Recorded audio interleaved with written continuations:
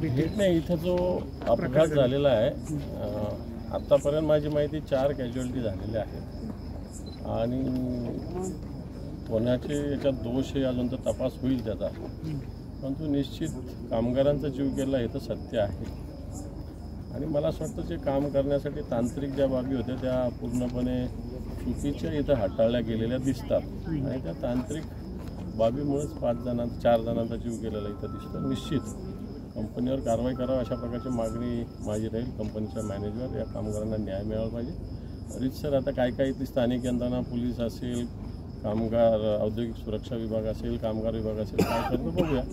सरकारकडे याची दाद मग 100%. दादा, तुम्ही आता सदोष मनुष्यवधाचा गुन्हा दाखल करण्याची मागणी केली. बिलकुल करावाच लागतो. सदोष मनुष्यवधाचा सुरुवातीला दाखल करावा लागतो आणि याच्यात जर कोणत्या व्यक्ती दोषी असेल तर नंतर त्याच्यावर गुन्हा दाखल होईल.